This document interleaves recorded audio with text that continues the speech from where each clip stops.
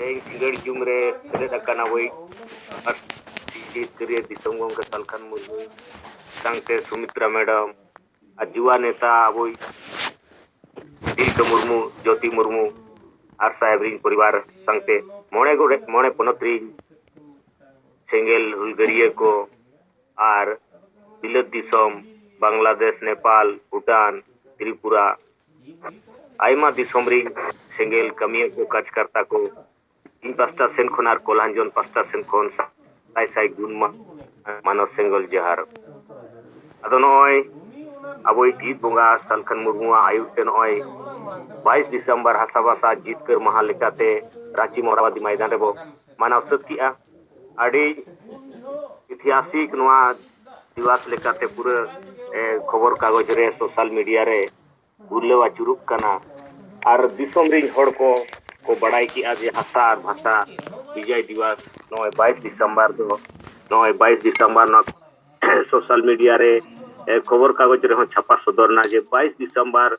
1855 रे सिदो मुर्मू आयुरते संताल परगना दिसम बो जितकर ला आ 22 दिसंबर 2003 रे अब जीत बोंगा सलखन मुर्मू संताली पारसी भारत दिसम रे 8 शेड्यूल रे आंगो चोचो की आई अदो नवा लगी ते नय अंतरराष्ट्रीय दिवस लेकाते विजय दिवस लेकाते मनाव सद की आबो आ नय 22 दिसंबर 2022 रे मोराबादी मैदान रे अबवा जहां तिना अबवा दाड़े लगाव काते तन मन धानते और अड़ी गान टका पुइसते मानते गोड़ो गोपड़ो बो तहे कना सनाम कोगे इन पास्टा सेन खन और कोल्हांजन पास्टा सेन खन साई साई गुणमान सराव और अड़ी आसाम रिन बेंगल रिन नेपाल रिन उन दुख हरकेत कष्ट काते ट्रेन ते को हेजन गया रबांग रे मान रे हो आ नय जहां पनत खनवा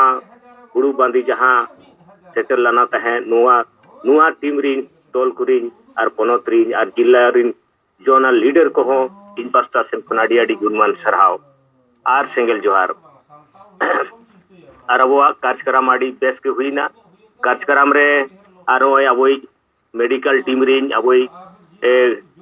डॉक्टर समय सोरेन और संगते आजरी गाते को उनको को इन पास्टा सेन खन में 183 लोग शामिल हो गए हैं जूम मीटिंग होता है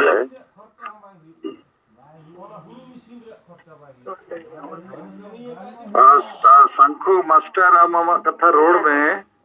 और खेला मास्टर हाँ सर हाँ और ते नय अब पूरा भारत दिसम रे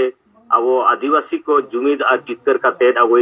जीत बोंगा सलखन मुर्मू आयुरते नवा कमी रे कुरुमुटु रे मेना बोना और जहां अब मने मोणे गोटे पनत रे मनाव सद काते नय रांची मोराबादी मैदान रे नवा हबो मनाव सद किया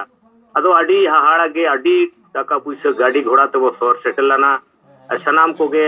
इन पास्टा सेन करा कोल्हांजन पास्टा सेन खन अड़ी गुणमान सराव और जहां गे अबोरी मंचो रे और नेवता पेड़ा लेकाते को तहे कना अबोरी चक्रीजीवी को डॉक्टर को खेला मास्टर हां सर आजम कना रांची रे मिटन हुडिन ले मीटिंग या और नो मीटिंग रे को दुड़ब कना अबोरिन उराम बया को उनको फोटो को थोड़ी दिखाओ पे कना नेलो कना अड़ी बेस नेलो कना दिखाई दे रहा है बहुत अच्छा सर एकदम ठीक से दिखाई दे रहा है बिल्कुल ठीक सर एकदम पूरा नीट एंड क्लीन बहुत अच्छा सर अच्छा अच्छा तो कल की मीटिंग के बारे आप लोग चर्चा शुरू किया है ना जी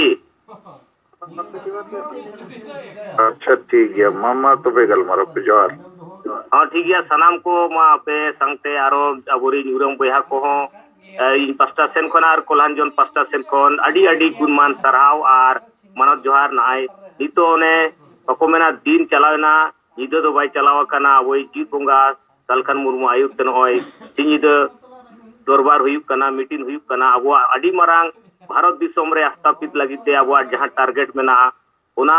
टारगेट रे नवा कमी रे मेना बोना तो मा सनाम को इन पास्टा सेन खन और तेहें सिंगड़ रे जहां पे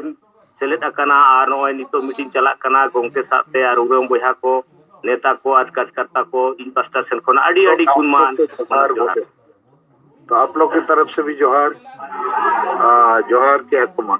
आदि जोहार मीटिंग चला पे ठीक है। ठीक है सर, ठीक ठीक। ᱟᱫᱚ ᱢᱟᱥᱮ ᱛᱟᱵᱚᱱ ᱱᱚᱜᱼᱚᱭ ᱠᱷᱮᱞᱟ ᱢᱩᱨᱢᱩ ᱟᱵᱚ ᱵᱚᱱ ᱟᱸᱡᱚᱢ ᱠᱮᱫᱮᱭᱟ ᱟᱫᱚ ᱥᱟᱨ ᱱᱚᱜᱼᱚᱭ ᱟᱵᱚᱣᱟᱜ ᱟᱹᱰᱤ ᱱᱩ ᱡᱟᱦᱟᱸ ᱟᱞᱮ ᱠᱚᱞᱦᱟᱱᱡᱚᱱ ᱯᱟᱥᱴᱟ ᱥᱮᱱ ᱠᱷᱚᱱ ᱥᱟᱹᱨᱟᱹᱭᱠᱮᱞᱟ ᱠᱷᱟᱨᱥᱚᱣᱟ ᱠᱷᱚᱱ ᱡᱟᱦᱟᱸ ᱱᱮᱣᱛᱟ ᱠᱚ ᱛᱟᱦᱮᱸ ᱠᱟᱱᱟ ᱱᱩᱠᱩ ᱱᱮᱣᱛᱟ ᱜᱤᱨᱟᱹ ᱨᱮ ᱛᱚ ᱟᱹᱰᱤ ᱜᱟᱱ ᱟᱵᱚᱭ ᱵᱷᱟषᱟ ᱟᱱᱫᱳᱞᱚᱱᱠᱟᱨী ᱠᱚᱠᱚ ᱛᱟᱦᱮᱸ ᱠᱟᱱᱟ। जहाँ एक नंबर रेदो अबो त्रिविक्रम सिंह देव नुजू दो राजा वंशो परिवार खने शहर सेटल लानाय। खेला मास्टर थोड़ा हिंदी में बोलिए। हाँ सर, ये आज हम लोग का जो 22 दिसंबर 2022 में मोरावदी मैदान में मातृभूमि और मातृभाषा विजय दिवस हमारे राष्ट्रीय अध्यक्ष सलखन मुर्मू के नेतृत्व में ये आह्वान हुई थी और ये कार्यक्रम 22 दिसंबर 2022 को हम लोग से संपन्न हुआ। और ये हमारे सरायकेला खरसावां जिला से जो नेतागण थे, जो हमारे भाषा आंदोलनकारी थे, और उन लोग को हम लोग को निमंत्रण दिए गए थे और उन लोग भी बहुत खुशी खुशी उन्हें अपना गाड़ी करके उन लोग पहुंचे थे। मैं एक दो नेताओं का मैं यहाँ नाम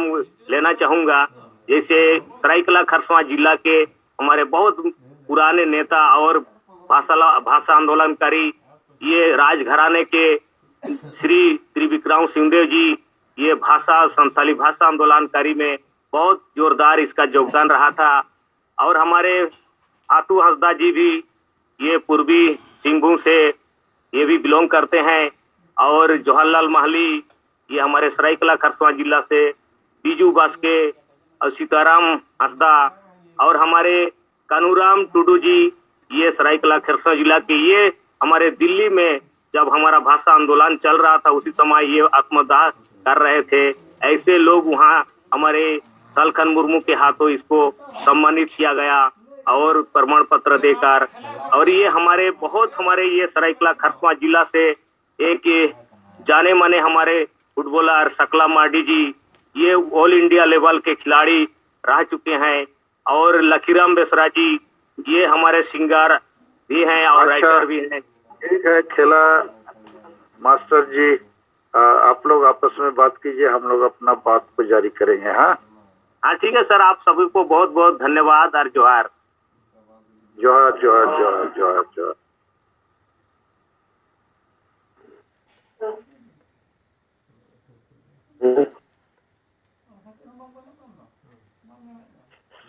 और तेज अब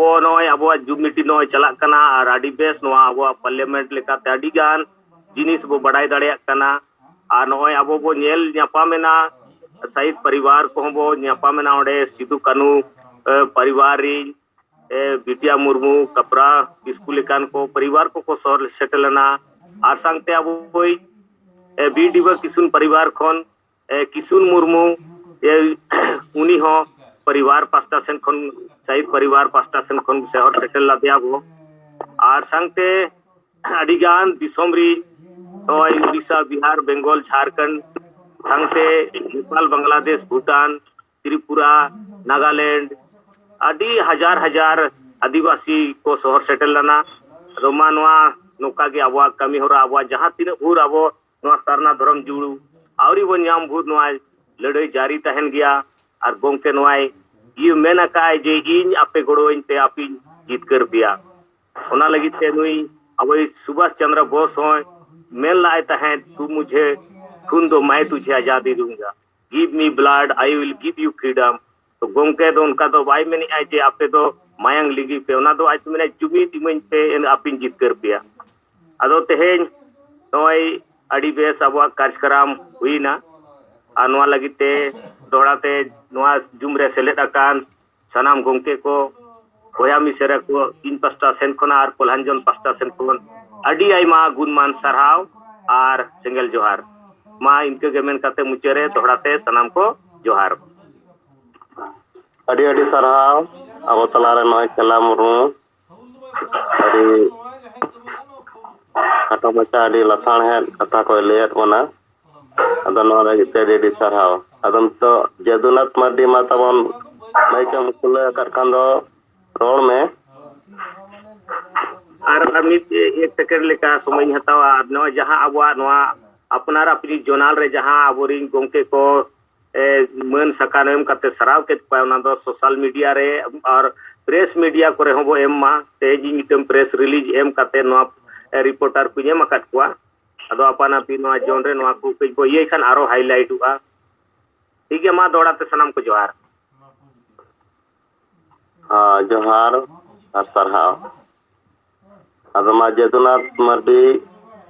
जदि मैडम कुल्ला का रोड सनम खान रोड़ाम और बंखान ती बन तूल मा इने खान अबुआ कथा जतो निष्ठा पुष्ट बन अंजम दाड़े तलारे डिस्टर्बेंस बाय हुई दाड़े है मा जोहार गे अलिंग मामदा जनो वेस्ट बंगाल हरि मुर्मू साबार मैडम सलाते सनाम पांच प्रदेश रेन सेने बारहे करे नो जहां अबो अंतर्जातीय रे में अपन बांग्लादेश करे नेपाल करे भूटान करे सनाम को सिंगल जोहार तो अलिंग मामी बार कथा रिन दिया तो नय रांची खोज तीन सेता बला रे सेटरना आले मामदा जोन दो आर किछु दो आयु बला को सेटरना आर बाद बाकी नोते दिनाजपुर करे नको हेना रायगंज करे निये करे नको सेटरना एनान सेतारा दम दो ए बला हो आदो बेस नापाय थेगे शहर सेटर होई कना ओड़ा करे बिरो बड़ा कते नय हा नवा को लई बड़ा है कना चर्चा होय कना फेसबुक करे नेलो कना आर आशा भाषा जितकर माया 22 दिसंबर जहां अब बन पालन कदा साहेबा उयरते नमरंग कार्यक्रम नदो आदि माने भारत मतरन आदिवासी देवा अंतर्जातिक इंटरनेशनल माने भाषा दिवस ले भाषा दिवस मनाव लका बुझौना आर नडे लागे के लागे हर प्राय 1.5 लाख जन हर को जमायना अलिंग किचुर मिल पितली नेल के पा माने आदि भागी जमाय होइलेना आर नोरे गोंके जखन लई तेना कथा को आदि देश को बुझवे थेना अतना लीडर को बनते कना अब हो बेस नेल होइना जे गाइड कना आर न ओइ जे सिरपा एम सरहाव भाषा आंदोलन को आर जहां तेना नको चलचित्रन को हेलेना अबोरेन आदिवासी को बोया मुद्रे नको को सरहाव और जहाँ थे को कमी का सिंगल अभियान तलाते और एटा एटा संस्था हो जैसे आशिका मंजी महल जत को जहाँ सिरे पचाल करते को सराह के पाना दो माने आदिवासी सिंगल अभियान का अति मरांग मिटे माने कमी होरा और संदेश हो दराई कान दिन रे सिंगल अभियान तलाते के अब भारत वर्ष रेन तीन आदिवासी मेना बना और बारहे को नवा को बुझ नामदा नेता दो ना हासा भाषा जितकर महाते अब तलारे जुमिद दाड़े हारा कना और बिचर हो फायला कना और नवा गोंके अटी साफा साफी मौज ते कथाय लई किदा स्पीच दो किदा जहां तिने ओना दो सारी जे नेतो नवा महामहिम राष्ट्रपति और नवा प्रधानमंत्री लोकना फोटो लगा कते हो जहां कॉन्फ्रेंस लेकाते यहाँ सादेश एम का नवा अटी मरांग कथा और नेता बन बुझे नामदा एकमात्र आदिवासी को जुमिल लगे गोंके गे मनाया और हासा भाषा जितकर लगे उनके एबिचेर ले बन कना अदि तो अब नय जे अडे गान कमी हासिल ना नवारे अब फंड को हम एम गणाव कना और नय एम केते नवा तिने गान होई कना ओना बन बुझियो गया और अब नेता गण तगे बन तना अब तो हापिक पाबो थेना नेता तो अब कमी तो लगातार नौका चला गया और नय मी मरांग अडी मरांग माने मारीना जहां बंदी पुरो बंदी चावली बंदी नवा ओंडे जे एम चलाइना नवा अति मरांग हाहाड़ा लेका हो और गड़ो लगी के नवा मी मरांग उयहर कान गया नवा नेतो आबो जगह जगह रे पोनत लेकाते आतो आतो नवा जागवार बन दिलखा आबो नवा हो अति मरांग फंड होयोआ नवा गोंके दिस हुदिस नय बुझियो नाम केता आबो तला नय बिचारे तो केता आर आबो न गड़ो लगे बन सपोर्टा और कुमुटोइदा और नेतो आबो माने जानकारी लेकाते नय बन एमा को पना जहां तिना बको बडाई काथना तो जखन नहीं रुड़ कान थेना ये ते ट्रेन ते उन समय गलमरा होई कान थेना ये सारी ये नितो दो आबो एकमात्र बांचा बन खाइए आबरन जीवर बंगा साहेब की बांचा बना और नोई जे नितो दो सारनाथराम कलम कोट राज भाषा नोरना लईदा और नोते आबो लगे गणोआ नवा गे मिद मारंग बिचार जो विषय आ नय जुम तालाते आबो बन जागवार कना बिचार बन सेणायदा नवा अति मारंग माने एनेम कना आ नेतो जहां तिने को सरहाव का कोबन सेंगल अभियान ताला खाय गंगतेया सही तालाते ओनारे ñelok कना सरीगे नवा एनेम दा नवा अति मारंग कार्य कमी को ये कना अंते कमी होरा कना चेदा नेतो जहां तिने बन सरहाव के को नको आहो एनर्जी को ᱧामा उनको तालारे मिटे नवा ऐतिहासिक लेका नवा तहेना जुग जुग धरे उनको परिवार रे आर नवा तालाते आबो सेंगल अभियान हो अति मारंग कमी हो फैलावा आर बिचार हो सेड़ा अदे नितो आबो आरो लागे बन जुमिदवा जहां नितो सरकार ते केंद्रीय सरकार ते जहां तिना आबो कथा बन लई के जे 20 तारीख भितर गे एनते आबार आसार मतलब करम को पाई करावा नवा मेन केता ताले 30 से नवा जनवरी दा रेल चक्का जमा अनाम मने पोनत रगे द नहनो काना नय जे कमी हरा नवा दो माने साधारण कथा दो बांग कना आर नवा ते आबो बन जरूरत कना इतो छात्र को आर जहां तिने चाकरी जीवी को नको को हो नेल केदा को आको जहां को चलावना ओना बुझो कना आर नय ओंडे जहां तिने नेता लेका को नको आसे का खय मजी महल को नको को नेता को शहर सेटेना उनको कथा को बुझुना सारे गे नितो दो एकमात्र साहेब बे गणो आय आर ओना तिगे आबो आसावा सारनादाराम कोडम को राजभाषा बन लागू दड़े आ जना संविधान ना कथा मेना ओना बन बडाय नाम दा आर ना को हक आइतरी जहां ना तबना ना आर नो सारनादाराम कोडम को लगते 25 आर्टिकल जहां संविधान मेना नवा लेकाते आबो अति मारंग हक तरी कना बन आर नितो आबो तालारे नय संविधान ना कथा जनतंत्र ना कथा लई साडे कना आबोरन हर आडी गे बांको बडाय कान तेना नितो नवा बडायक कना आर दाराय कान दिरे आबो नवा सेना तेगे हुयुआ आर नय जे आबो समाज रे नुना गान कुसंस्कार मेना आर नवा को सुधर लगिते आबो बन नय बन गणो कना आर जहां तिना नय सिरपा एम चाल होइना नवा ये रे जहां तिना बापला को भांडान को से ये नय एंते आबो ये तले माने सेंगल समाज जहां तैयार कना ओना तालाते नय जे आडी गान कमी को पारम कना उनको सराव के को ओना ताला तेगे बुझिब कनिता आबो तालारे बिचार आरो फैलावा आरो नवा को आबो लगातार बन कराव इदिया नय ट्रेन को हिसु समय गे नोका झारखंड रे नवा बारहवा नाका चरण मि गंके मनोज मुर्मू बोले उनी संगे गलमराव होइना जे उनी हो अडी दिन खय आडी गाने कमी का किंतु नवा दो बिचार बाय सराव का थना आदो ओना को ली दिखाय अदे मेंदा नवा दो मारंग जिनिस कान गया आबो तलारे नय बिचार बाय थे खानते आबो समाज रे सुधर बाय पातने तबो सुधरा तो नono kan तो आबो तलारे बिचार नेमो कना आर बन कमी किया आर आबो ठीक जिसके तेवन जिसकरवा अदा ठीक जे जहां तने आबो नय आर के मोराबादी 2022 डिसेम्बर हासाबास जितके मा तक जहां बन चलावना आर बन नाय नपाते बन रुड़ो मा आर आबन बन रुड़ कान गया आर हां जतो हटा ये तहन कना जते रुड़ के मते को ये आर नय जम मीटिंग रे लई साडे कना सलाम को बिचार को तो नते अडी रस्के बुझुग कना अदा ठीक है नि कमेंट कते के मुचना अड़ी सराव अरे मुर्मू तबन मालदा खन मा आर अड़ी बेस कथा कम लई तो करते नो लगे अड़ी अड़ी सराव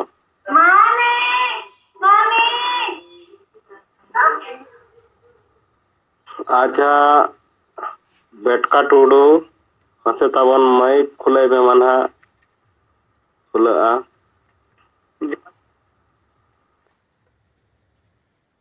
के जमो कना हाँ अड़ी बेस जमो कना नो दो बेटका टुडू अम्बाल ना दो अलिंग दो अनिल मडरी रोड़े कना बिहार पोनोत कटिहार जिला डनपुरा सेंगल वीडियो अदो मा सिंगल ड्रीम रे सेलेक्ट कान नाम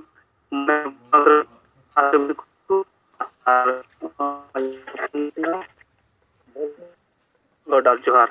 अदो कथा दो नपाय गेले सेटनो आते राते बले सेटे नंदो कथा जानो तो अल्ले सालाते 12 हड़ आसाम रेन ले नाम के किनते नतले गुता कुसना अंते आतु तिगे अदो उनकिन हो मी बार कथा किन लेकिन सुरक्षित गी मना केना सेवन मोचा नपाय गी मना लिया ᱧᱩᱛᱩᱢ बाबला मुर्मू कने आसाम रेन 60 पोस्ट टिप कोई पड़ा कना डिस्ट्रिक्ट कोकड़ा झाड़ और मिटाम ना तो नाम संग रहो ᱤᱧᱟᱹᱜ ᱧᱩᱛᱩᱢ ᱫᱚ ᱵᱟᱵᱩᱞᱟᱞ ᱴᱩᱰᱩ ᱟᱹᱞᱤᱧ ᱢᱤᱫ ᱟᱹᱛᱩ ᱨᱮᱱ ᱠᱟᱱ ᱜᱮᱭᱟᱞᱤᱧ ᱮᱠᱮ ᱚᱥᱩᱵᱤᱫᱷᱟ ᱤᱭᱟᱹᱛᱮ ᱱᱚᱰᱮ ᱞᱤᱧ ᱦᱮᱡ ᱟᱠᱟᱱᱟ ᱟᱫᱚ ᱜᱚᱢᱠᱮ ᱱᱩᱠᱤᱱ ᱫᱟᱠᱟ ᱠᱚᱞᱮ ᱡᱚᱢ ᱦᱚᱪᱚᱭᱮᱫ ᱠᱤᱱᱟ ᱟᱫᱚ ᱜᱟᱯᱟ ᱥᱮᱫ ᱴᱨᱮᱱ ᱨᱮ ᱥᱟᱵ ᱟᱹᱠᱤᱱ ᱦᱟᱸᱜ ᱟᱫᱚ ᱱᱚᱣᱟ ᱠᱚ ᱠᱟᱹᱴᱤᱡ ᱢᱟᱪᱷᱟ ᱨᱤᱯᱳর্ᱴ ᱞᱟᱹᱭ ᱠᱟᱛᱮ ᱜᱮ ᱢᱟ ᱡᱚᱛᱚ ᱜᱮ ᱫᱚᱲᱦᱟ ᱛᱮ ᱡᱚᱦᱟᱨ ᱟᱹᱰᱤ ᱥᱟᱨᱦᱟᱣ ᱚᱱᱤᱞ ᱢᱟᱨᱰᱤ ᱢᱟ ᱛᱟᱵᱚᱱ ᱱᱚᱜᱼᱚᱭ ᱟᱥᱟᱢ ᱨᱮᱱ ᱦᱚᱲ ᱦᱚᱸ ᱟᱯᱮ ᱯᱮ সাহায্য দাঁড়িয়াত ᱠᱚᱣᱟ ᱜᱚᱲᱚ ᱫᱟᱲᱮᱭᱟᱫ ᱠᱚᱣᱟ ᱱᱚᱣᱟ ᱞᱟᱹᱜᱤᱫ ᱟᱹᱰᱤ ᱥᱟᱨᱦᱟᱣ ᱟᱨ ᱱᱚᱣᱟ ᱫᱚ ᱢᱤᱫᱴᱤᱡ ᱥᱮᱸᱜᱮᱞ ᱯᱚᱨᱤᱵᱟᱨ ᱠᱟᱱᱟ ᱟᱫᱚ ᱚᱱᱟᱛᱮ ᱢᱟ ᱱᱚᱜᱼᱚ ᱱᱚᱝᱠᱟ ᱜᱮ ᱜᱚᱲᱚ ᱜᱚᱯᱚᱲᱚ ᱠᱟᱛᱮᱫ ᱟᱵᱚᱣᱟᱜ ᱠᱟᱹᱢᱤ ᱦᱚᱨᱟ ᱞᱟᱲᱟᱣ ᱤᱫᱤᱜᱼᱟ ᱟᱹᱰᱤ ᱟᱹᱰᱤ ᱡᱚᱦᱟᱨ ᱟᱨ ᱥᱟᱨᱦᱟᱣ ᱟᱪᱪᱷᱟ ᱟᱵᱚ ᱛᱟᱞᱟᱨᱮᱱ ᱱᱚᱨᱮᱱᱫᱨᱚ ᱦᱮᱢᱵᱨᱚᱢ ᱢᱟ ᱴᱤᱢ ᱛᱩᱞ ᱟᱠᱟᱜᱼᱟ ᱟᱨ ᱦᱟᱸᱜ ᱠᱷᱩᱞᱟᱹᱣᱮᱜᱼᱟ ᱦᱮᱞᱳ ᱡᱚᱦᱟᱨ ᱤᱧᱟᱹᱜ ᱡᱩᱢ ᱨᱮ ᱥᱟᱹᱢᱤᱞ ᱟᱠᱟᱱ ᱫᱤᱥᱚᱢ ᱜᱚᱢᱠᱮ ᱥᱟᱞᱟᱜ ᱛᱮ ᱥᱟᱱᱟᱢ ᱠᱚ ᱤᱧ ᱯᱟᱦᱴᱟ ᱠᱷᱚᱱ ᱫᱩᱞᱟᱹᱲ ᱡᱚᱦᱟᱨ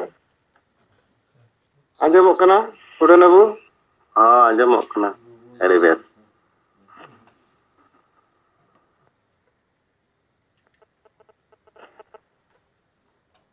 ᱤᱧ ᱯᱟᱦᱴᱟ ᱠᱷᱚᱱ ᱛᱟᱵᱚ ᱦᱚᱞᱟ ᱡᱟᱦᱟᱸ ᱦᱟᱥᱟ ᱵᱷᱟᱥᱟ ᱡᱤᱛᱠᱟᱹᱨ ᱢᱟᱦᱟ 22 ᱰᱤᱥᱮᱢᱵᱚᱨ ᱨᱟᱸᱪᱤ ᱢᱚᱨᱟᱵᱟᱫᱤ ᱢᱚᱭᱫᱟᱱ ᱨᱮᱵᱚᱱ ᱦᱩᱭ ᱠᱮᱜᱼᱟ ᱚᱱᱟ ᱪᱮᱛᱟᱱ ᱨᱮ ᱢᱤᱫ ᱵᱟᱨ ᱯᱚᱫ ᱠᱟᱛᱷᱟ ᱠᱚ ᱦᱚᱞᱟ ᱟᱹᱰᱤ ᱵᱮᱥ ᱦᱩᱭᱱᱟ ᱟᱨ ᱡᱟᱦᱟᱸ ᱛᱤᱱᱟᱹᱜ ᱜᱮ ᱟᱵᱚ ᱚᱸᱰᱮ ᱵᱚᱱ ᱡᱟᱣᱨᱟ ᱞᱮᱱᱟ ᱢᱮᱱᱫᱚ ᱯᱩᱨᱟᱹ ᱫᱷᱟᱹᱨᱛᱤ ᱡᱟᱠᱟᱛ ᱨᱤᱱ ᱢᱮᱱ ᱞᱮᱠᱷᱟᱱ ᱜᱟᱱᱚᱜᱼᱟ ᱪᱮᱠᱟᱛᱮ ᱟᱵᱚ ᱡᱟᱦᱟᱸ ᱠᱚᱨᱮ ᱟᱵᱚᱨᱮᱱ ᱥᱟᱱᱛᱟᱲ ᱵᱚᱭᱦᱟ ᱠᱚ ᱢᱩᱸᱰᱟᱹ ᱵᱚᱭᱦᱟ ᱠᱚ ᱨᱟᱹᱝ ᱵᱚᱭᱦᱟ ᱠᱚ ᱵᱷᱩᱢᱤᱡ ᱠᱚ ᱡᱟᱦᱟᱸ ᱛᱤᱱᱟᱹᱜ ᱟᱹᱫᱤᱵᱟᱹᱥᱤ ᱟᱵᱚ ᱢᱤᱫ ᱞᱮᱠᱟᱱ ᱠᱚ ᱢᱮᱱᱟᱜ ᱵᱚᱱᱟ ᱦᱚᱞᱟ ᱢᱤᱫᱴᱤᱡ ᱥᱚᱱᱫᱮᱥ ᱮᱢᱮᱱᱟ ᱡᱮ ᱟᱵᱚ ᱴᱷᱮᱱ ᱡᱚᱛᱚ ᱞᱮᱠᱟᱱᱟᱜ ᱫᱟᱲᱮ ᱢᱮᱱᱟᱜᱼᱟ ᱠᱷᱟᱹᱞᱤ ᱟᱹᱭᱩᱨᱤᱭᱟᱹ ᱜᱮ ᱟᱵᱚ ᱴᱷᱮᱱ ᱵᱟᱝ ᱠᱷᱟᱹᱛᱤᱨ ᱛᱮ ᱟᱵᱚ ᱱᱚᱣᱟ ᱫᱤᱥᱚᱢ ᱨᱮ ᱱᱤᱛᱚᱜ ᱫᱷᱟᱹᱨᱤᱡ ᱟᱞᱟᱜ ᱯᱷᱟᱞᱟᱜ ᱢᱮᱱᱟᱜ ᱵᱚᱱᱟ ᱦᱤᱨᱤᱡ ᱯᱟᱹᱥᱤᱨ ᱢᱮᱱᱟᱜ ᱵᱚᱱᱟ ᱟᱵᱚ ᱴᱷᱮᱱ ᱡᱚᱛᱚ ᱞᱮᱠᱟᱱ ᱫᱟᱲᱮ ᱢᱮᱱᱫᱚ ᱟᱹᱰᱤ ᱥᱟᱸᱜᱮ ᱢᱮᱱᱟᱜ ᱵᱚᱱᱟ ᱡᱩᱢᱤᱫ ᱫᱟᱲᱮ ᱛᱟᱵᱚᱱ ᱢᱮᱱᱟᱜᱼᱟ ᱟᱨ ᱦᱚᱲ ᱢᱮᱱᱟᱜ ᱵᱚᱱ ᱠᱷᱟᱱ ᱟᱵᱚ ᱴᱷᱮᱱ ᱴᱟᱠᱟ ᱯᱩᱭᱥᱟᱹ ᱦᱚᱸ ᱢᱮᱱᱟᱜᱼᱟ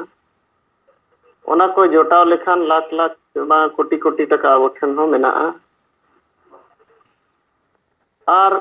ᱵᱷᱳᱴ ᱨᱮᱭᱟᱜ ᱫᱟᱲᱮ ᱦᱚᱸ ᱢᱮᱱᱟᱜᱼᱟ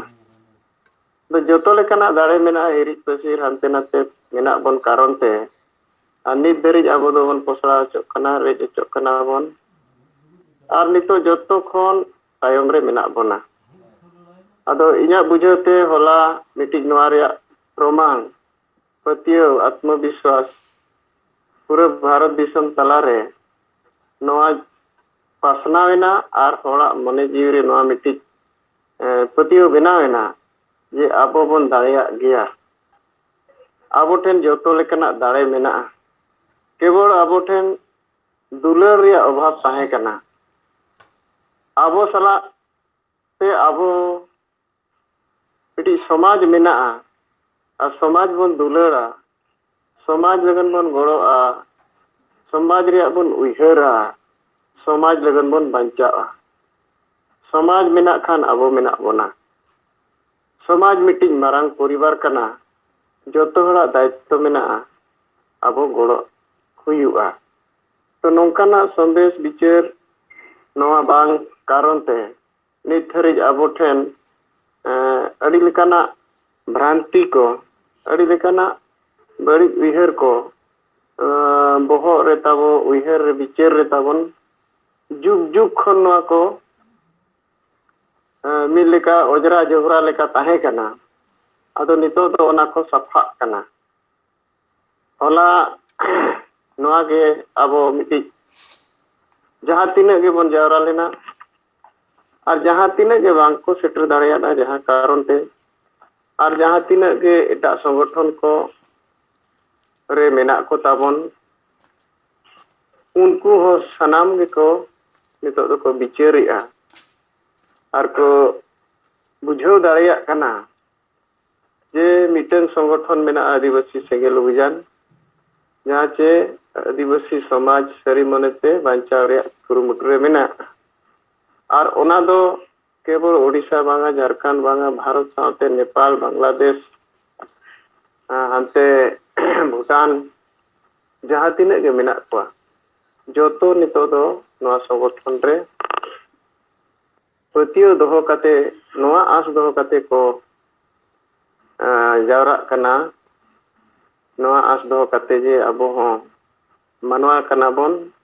मानवा लेका अबो हो जीवित ताहे रे हक मेना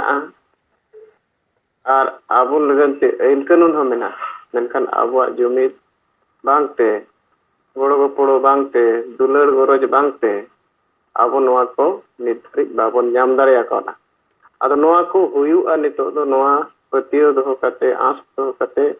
होला अड़ी संगे बोन जावरायना आदो होलाना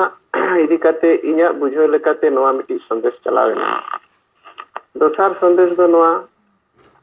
जहाँ चे अब नए पेपर करे बन पढ़ाओ के आते अड़ी गान पेपर करे छपा कना उना को व्हाट्सएप करे चला कान ताबोना जे झारखंड मिटन कुकमु दिसम जहाँ चे अड़ी दिन खन आबोरिन हापड़ाम को कुकमु लेआ आबो आहा मिटी दिसम हुयुआ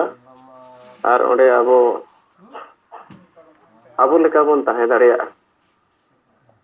आबो आशा भाषा जाति धर्म मान सम्मान जतो ओडे खन बांचा मेनखान झारखंड पोनत हुईना नय 22 वर्ष बन हुईना तो उनकाना चेत हो बांग हुई लेना नोडे ओना रिया कारण हो आबो होला घोषणा उतरेना और ओना पेपर करे तेज ओना कनाडी बेस जे मिटन परिवार शिबू सोरेन परिवार नित धरी झारखंड रिया राजनीति रे सत्ता रे पावर रे नोआ खानदाना अड़ी मरंग दबदबा मेना और लगातार झारखंड दिसम बेनावन फोन नित धरी उनकुआ झारखंड रे तका आकुआ प्रभु राजनीतिक विस्तार साम्राज्य को बिनाव राकाबाका मेनखान नित धरी जहाँ संताल परगना खन नोआ सोरेन खानदान रे राजनीतिक विरासत से तेन झारखंड दिसम रिन मिटी आदिवासी को मारांग नेता लेकाते को नितुम कना तो ओना झारखंड दिसम होने तो बांग्लादेश लेका मुस्लिम को कब्जाते और ईसाई को कब्जाते नोआ दो मिलेका नोआ जेएमएम सोरेन परिवार नुकु ठेन नोआ दिसम दकिन चाल कटा केवल वोट और नोट खातिर ते एनखान ओना दिसम रिन जहाँ आबोरेन सिदो मुर्मू खानदान हुएन और बांग संताल परगना रिन आबो सरना आदिवासी आबोरेन बोया को हुएन नितो दो नुकिन दो उनकुआ वोट खातिर ते नुकु तिरकिन अड़ा गिड़ी काट कोआ नोडे जहाँ तीना जो अन्याय अत्याचार हुयु शोषण हुयु ओत हासा रेजो इज्जत रेजो जहाना गे हुयु नुकु चितान रे ओना रिया दो नोआ जेएमएम से झारखंड मुक्ति मोर्चा शिबू सोरेन सरकार पार्टी दो नुकु सला दो बाय तिंगुना उनको सला गे तिंगुनाय जहां उनको मुस्लिम को ईसाई को जहां वोट ते उनी आज राजगद्दी रे दिन हेलोए ताहे दाड़ेया ओना खातिर उनको दो बाय दिस चुकुआ तो नोंकाना मिट्टी परिस्थिति नितो दो झारखंड रे बनाव राखा बकना तो नोडे मिट्टी संदेश होला दिसम गमके आबो बंगा सरखान मुर्मू अडी बरंग कथा रकाब किया जे आर मिट्टी संताल विद्रोह एहोब एना सिदो मुर्मू अयुरते अंग्रेज को सला संताल परगना दिसम बनाव लेना तुपुट कते और ओना सिदो मुर्मू अयुरते उनकाते ओना दिसम रिन आबोरिन आदिवासी संताल बोया कोआ ओत हासा बांचाव लेना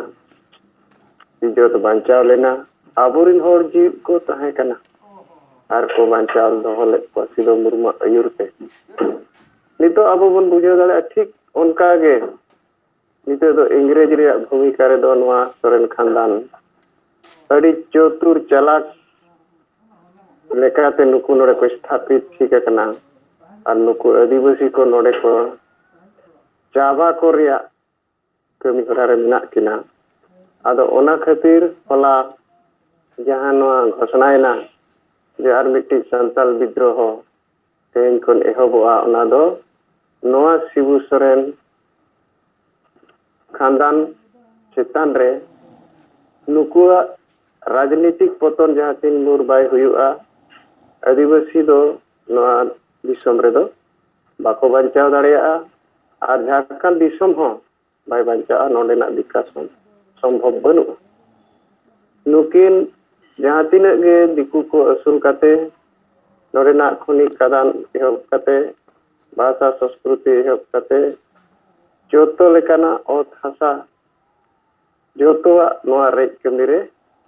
नुकिन मेना किना और आदिवासी नोडे गोज कमी रे मेना किना ओना खातिर आबो तेहेन जा बन नेल केआ दुमका रे आबोरेन अमर मर्दी आयुर पे ओंडे जेएमएम हेमंत सोरेन पुतला को दहन किया को हेमंत सोरेन मुर्दाबाद नारा को लगाव किया आडी सरहाव कथा नितो दो सिंगल जुल एहब एना नितो दो लगातार नोआ झारखंड रे बृहद झारखंड रे आदिवासी को आर दोहा संताल विद्रोह बनाव रकाब लगिन ते आबो होला गमके तिकिन किन घोषणा के तबना नोआ अड़ी मरंग कथा होल गमके तिकिना होलाना संदेश चितान रे इन तब नोआ कुछ बुझाव किया और झारखंड दो जहां मोराबादी मैदान रांची रे होला बन मीटिंग किया नोआ दो झारखंड रे राजधानी दो बांग कना नोआ दो पूरा धरती जकात अब आदिवासी को राजधानी कना तो अबुआ जोतो हड़ा आस्था मेना अबुआ गाड़ झारखंड दिसम बन बांचावा और बन बांचाव दाड़ेया मेनते होला मीटिंग संदेश जोतो को नाम कते बन रुगड़ेना और जहां गे अड़ी संगी संगी कोन हाते हाते को अड़ी गान बन हेज लेना और नोए अड़ी गान खबर को बड़ा कना जो प्राय बन सेटर दी कना तो संगी संगी कुरिन जहां उनको नितो तिने गान के बांग सेटर कना मेनकान अड़ी गान सेटर देना आदो मुचे रे इंदो नुकु जहां तिना ओडे बन सेटर लेना नुकु को सनम को इन पाटा खन नाते अड़ी सराव और बुही दुकान को और अड़ी गान झंडा दुकान को और नो अबो सरना लोगो को नो को ओडे अड़ी गान बन किरिंग के बन और इन हो मिटी लोगो और ना झंडा अड़ी चेहरा को बनाव का अबो सरना लोगो रे ओना कुछ किरिंग ता के बारिया और उनकाते होला ना तब अड़ी बेस हुईना और होला संदेश जहां चलावेना नोआ दो पूरा झारखंड रे हिजु कान दिन रे ओंडे आर दोहा नोआ आदिवासी को विद्रोह सेंगेल नेल नामोआ आदो मा तबो इन पाटा कोन होला ना आशा भाषा जितकर महारे आर मीटिंग कथा हनन उधर किया जे जहां तीन सोशल मीडिया रे अब यूट्यूब चलाव को सेटर लेना नुकु को विशेष धन्यवाद अड्डी गान गोटा पहाटा रे नुकु को ओना को वीडियो रिकॉर्डिंग रकाब काते यूट्यूब पे जोतो लेकाना ओना को कोशिश अका और अड्डी गान सेरेन दल को चलाव लेना अड्डी बेस बेस को एनेज किया को दिखाव किया को अड्डी चेहरा सपड़ाव काते को चलाव लेना तो नौका मेना इन दो प्रस्ताव लेका नौका अब पूरा धरती जगत अब प्रत्येक सेरमा के नौका बन मनावा और मिद दिन दो बाबन मनावा जहां लेकाना कार्यक्रम कना नोआ दो आरो ना बन गालमरावा तो नोआ दो इना मने रे कथा कम से कम बारसिंग बखान पे दिन नोआ कार्यक्रम दो हुयु लेक कना एन खान दो नो जो एने सेरेन प्राइज एम उन संगे एने को उन संगे प्राइज एम को उन मरांग दिसम रिन हर बन जारा और इन कम समय भीतर उन जिनिस हुईना मिद लेका दो हुईना अब ठीक गे एनखान नोआ दो आरहो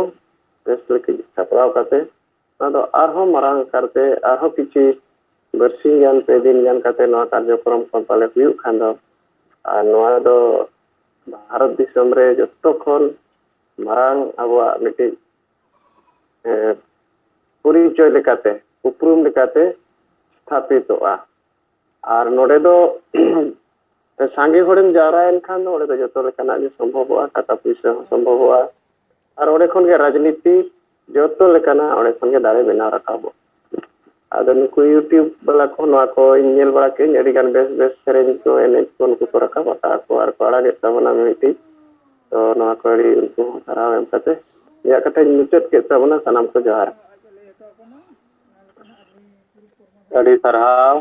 अब तला रे नय आदिवासी सेंगल अभियान ओडिशा प्रदेश सभापति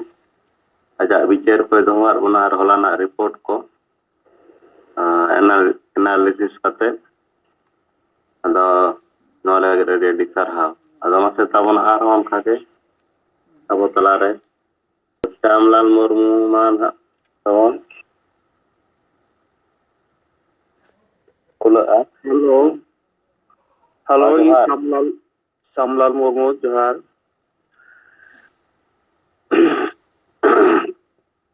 सिंगड़ जुमरा जड़ाव कान परसी जितकरिया दिसम गंके जीवित बंगा सालखान मुर्मू और सुमित्रा मैडम और मोड़े पड़ोतरेन सनाम सिंगल कमिया को सनाम को इन पास्टे कन जोहार आले पुरुलिया इन आदिवासी सेंगल अभियान ट्राइबल एम्पल एसोसिएशन सभापति लेकाते मिनें आले पुरुलिया जिला नितुरिया ब्लॉक तिरेकुसुम अतु खन हला इन पास्टा खन इयंग आयुरते इयंग अतु खन गी आले ले चलाव लेन हला सतुड़ी ब्लॉक सावते आले नितुरिया ब्लॉक रन सनाम एने स्रीन टीम और इन सावते इंग्रेन परिवार को अते और होला बेस भागी गी ओडे मराबादी मैदान 22 दिसंबर हासा भाषा जितकर महारे आले ले तहकन और आले अतु पास्टा खन हो एने स्रीन ले दिले कान आदो बेस भागी गी ओडे ओनारे सेलेक्ट कते ले रूड एना और आले दो तीन सेता 8 बजे ले सनम ले सेटर कना और निये को भी अभी नपाय तले सेटर कना और आले अतु जखन ले सेटर ना आदो सनाम तुरन आले को दराम दा के लिया जंगा को अरूप के लिया और माजी थान आले ओंडे सनाम कते चलाव कते ले जोहार बात किदा और जहां एने श्री ले दिल दा अदो ओना एने श्री तला तगे आरले ओंडे एने श्री मुचत कदाले और सनाम को अपन अपन ओड़ा ले चलावना और इन पास्टा खन निये की रिपोर्ट मा सनाम को जोहार कथा नोडे मुचत के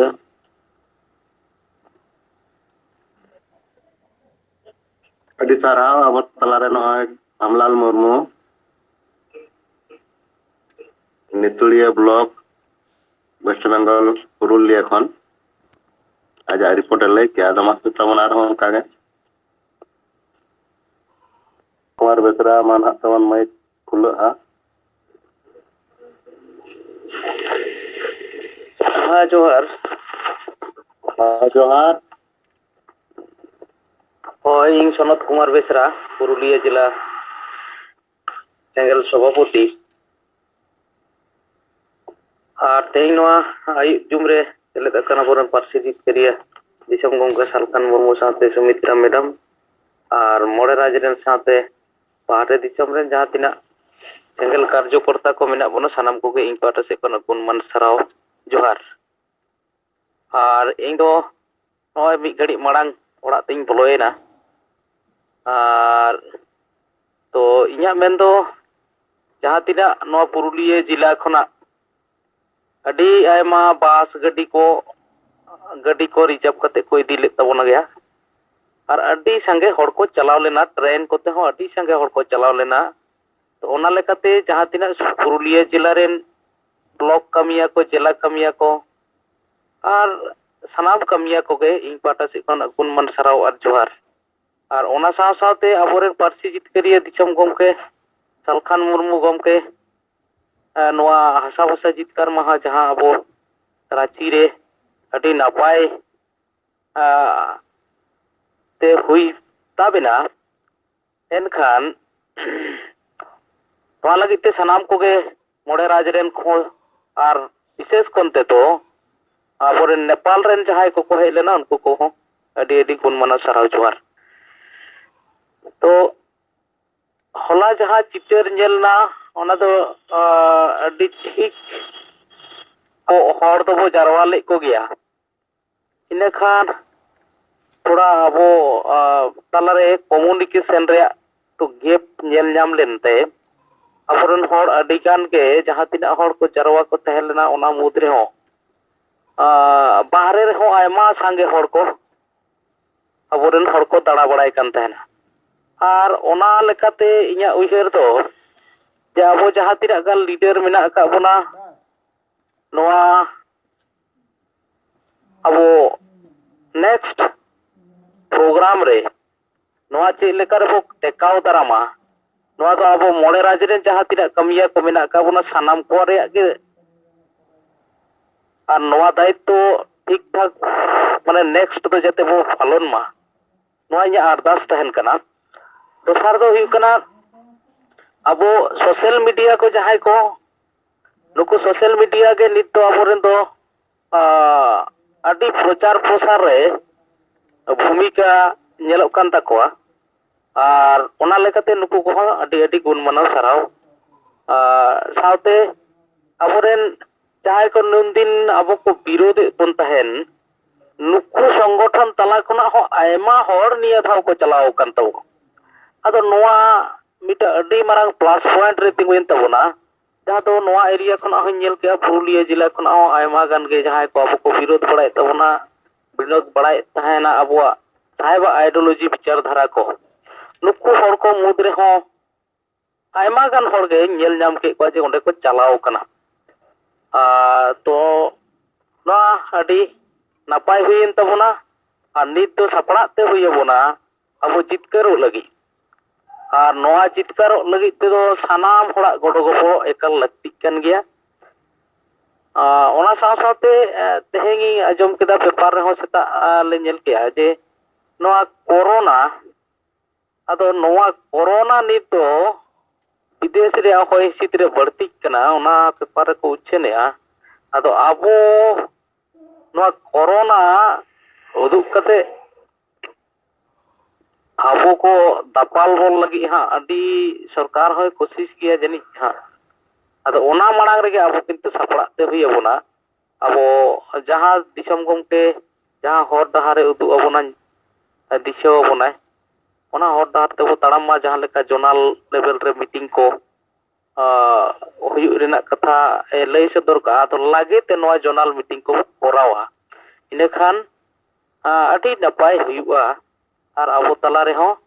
मिटन न्यापाम रोपड़ हो हुयुआ सावते अब विचार धारा को ओंडे लय पासनाव गानोआ तो निया को मेन कते गे मा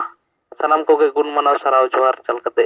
न्या खटो मछा रोड नडी बचेता जोहार अड़ी आयमा सारा अब तला रे विनोद कुमार बेसरा पुरुलिया जिला संगाल सभापति आज विचार को रिपोर्ट को ले सदर आपना अदो मासे उनका गया रहो मरो मना मैं खुला ताम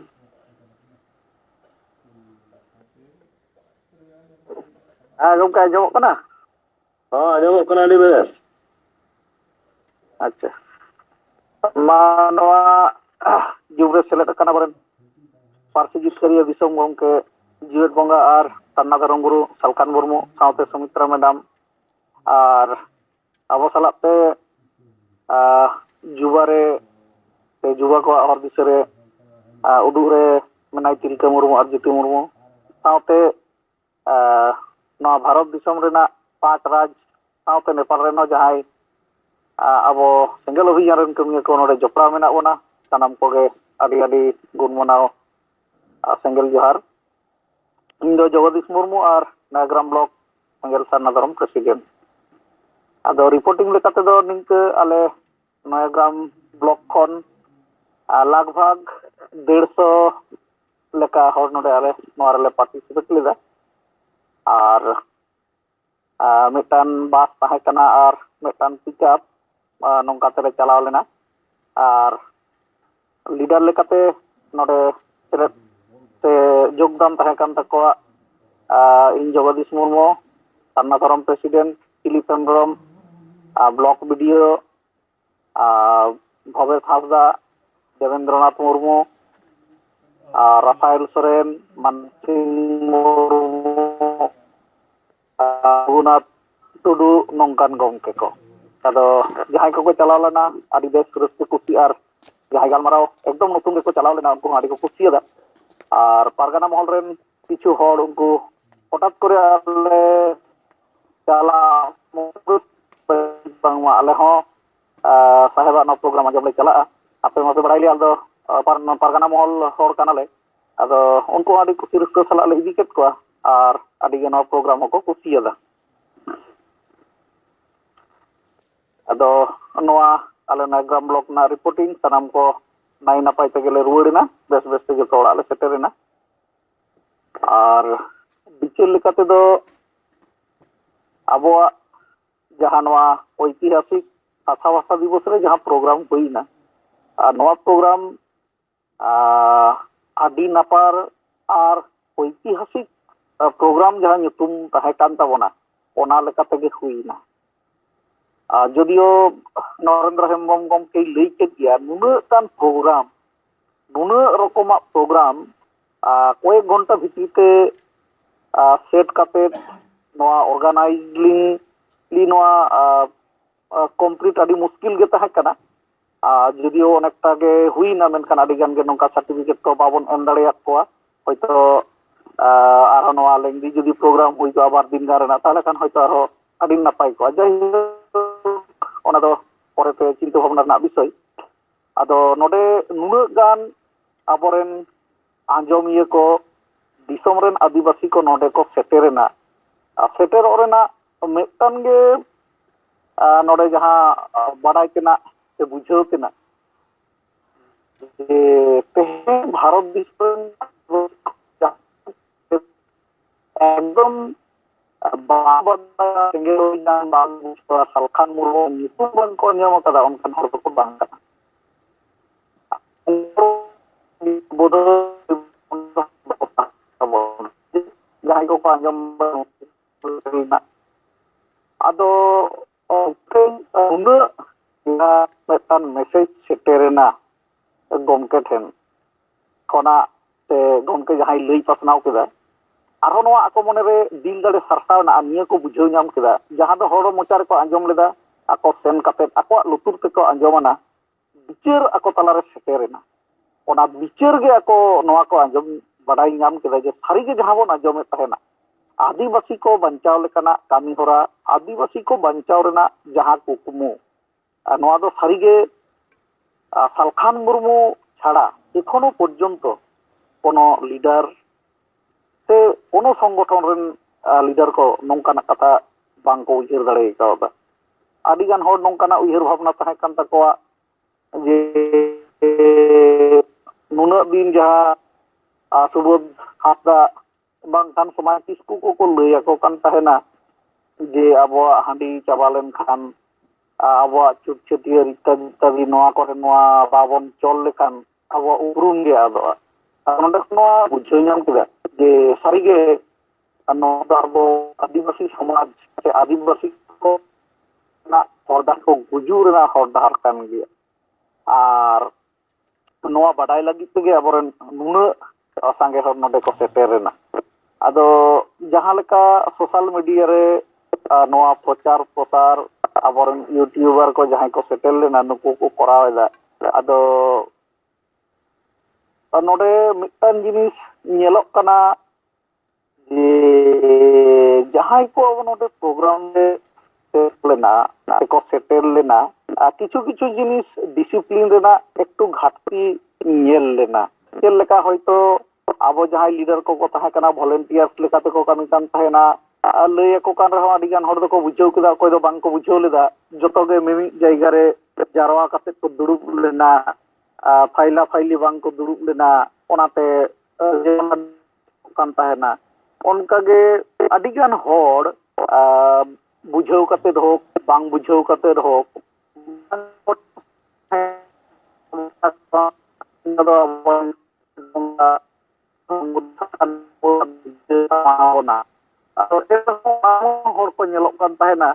आदि आमदा के हानते नाते को दानान कना अकॉय दो छवि को तुलक कना बांखान दो होटल रे जमाक के को पंजायदा अदो जेहेतु मारांग को एनाउंस ताहे कना आबो को होड़ गे नोआ को दो लीडर लेकाते हो समर्थक लेकाते हो कमिया लेकाते हो नोडे मिटिन कर्तव्य करा दरकार ताहे कना जे ओना मारांग रे जहाना इनाम के जम के साहेबा बिचार जहां आदिवासी को भारत दिसम रे आदिवासी को बंचाव ना जहां बिचार ना दो इन लुतुर बिट कते आंजम लगा आदो आदि होड़ भितर गे नोआ डिसिप्लिन बांग नेल लेन ताबोना से आबो कर्तव्य निष्ठा बांग नेल नाम लेना आदो जायहोक आशा अबो निंका निंका तेगे आबो आदिवासी को बन प्रैक्टिसोआ कारण नुना दिन आबो खाली ओना मैजिकल रे बन ताहे कना रस्का करे बन ताहे कना नितो दो लॉजिकल रे बन हिजुक कना आदो नोआ सालखान मुर्मुआ मिमिटन कथा गे मिमिटन बानी कना आदो नोआ जुदी लुतुर बिट कते बाबन आंजम न्यामा ताहले खान किंतु आबो बांग बन बुझाव दाड़ेया आदो ओना लेकाते आबोरन सनाम आंजमिया को से लीडर को कर्मी को जहां को सेटल लेन ताबोना सनाम को गे नोआ कर्तव्य कराव ताहे कना दाराय कान प्रोग्राम करे आबो बन चेष्टाया आबोरन नोंका लीडर को गे मारांग को लई बुझाव को जे जहां समय रे आबोरन साहेब आबो बंचा लेकाना आबो दिशा हुदिस जखने चाल आबोना नोआ समय दो नौका उथन थड़ी आलोबन दाड़ान मा और मारांग खन गे ओना अब प्रिपेयर बन ताहेन मा जे तेहेन इन 100 टाका 200 टाका होक जहां तिना टाका काते गे खर्चा काते सेन काना कष्ट काते सेन काना इन्या दो मिटान गे उद्देश्य जे आदिवासी को बंचा लगी एकमात्र आदिवासी ओई राष्ट्रीय नेता नोय जीवेत बंगा सालखान मुर्मू चेत ललई काना इन नोआ आंजम लगावनी और नोआ आतु दिसम रे हेज काते आरो बार होड़ लई बुझाव किन लगावनी जे सालखान मुर्मू से जीवेत बंगा चेत लई केदा चेत बिचारे एम केदा आदो आबो जदि सेन काते पाता दाणान लेका गेबन चलाआ जहां